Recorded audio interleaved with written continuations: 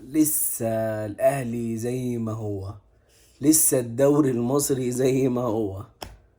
حاجة في منتهى الاستفزاز بعد ما تتفرج على الارجنتين وفرنسا وكاس العالم والمغرب اللي عملته والتطور يعني الغريب قوي اللي حصل، وتيجي تتفرج على الدوري المصري لسه وسخ زي ما هو. مش عارف الاهلي ده يعني هل بالمستوى ده هينفع يروح كاس العالم للانديه ولا ايه؟ ده انت يا عم خلاص 1-11، 1-2 بتاع ايه يا عم انت؟ طب بمنظر ده هتروح كاس عالم للانديه؟ انا مش متخيل ان الاهلي ده هيلعب كده. العيال مش عايزه تجري، العيال شبعت فلوس.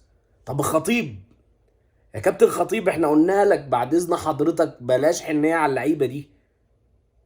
اللعيبه دي شبعت فلوس لازم تتخصم لها. طبق اللوائح القديمه. اللوائح القديمه كانت بتقول ايه؟ اي ماتش بيخسر على طول بيخصم من مرتبه ومن العقد بتاعه. لكن انت سايبه لنا كده، ده العيال مش عايزه تجري، اقسم بالله. والله العظيم ما في عيال فيهم عايز يجري.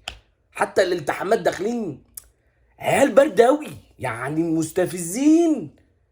فين ايام جيل احمد فتحي وجيل ابو تريكه والعيال؟ كانت العيال بتخش معلش يعني بتكسر العيال اللي قدامها. وده داخل النهارده الماتشات الالتحامات يعني الفرديه، ما حدش قادر يجري او ما حدش عايز يلعب. يعني اللي هو ايه التحامات ايه وبتاع ايه يا عم؟ احنا بنلعب اهو خلاص، انا بقبض فلوس. يا عم احنا جايبينك معلش يعني جايبينك عشان تفوزنا وتكسبنا.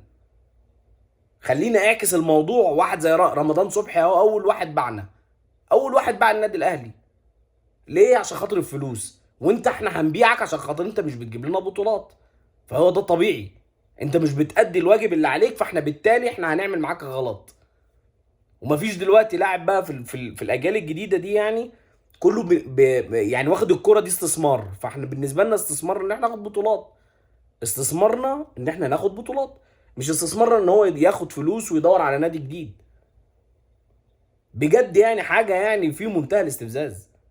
اتفرج يعني يا عم سيبك من ماتش الاهلي، انا راجل اهلاوي وبحب الاهلي. اتفرج على ماتش الزمالك والمقاولين. كوره يعني مفيش كوره بتتلعب في مصر. طب ليه طيب يا عم؟ اتحاد الكوره يعني انت مش شايف الكوره بتتقدم ازاي بره؟ كوره مفيش كوره خالص. كولر النهارده بيقول في الاجتماع الصحفي بعد الماتش، بيقول لهم اصل انتوا بتضيعوا وقت كتير قوي في الملعب.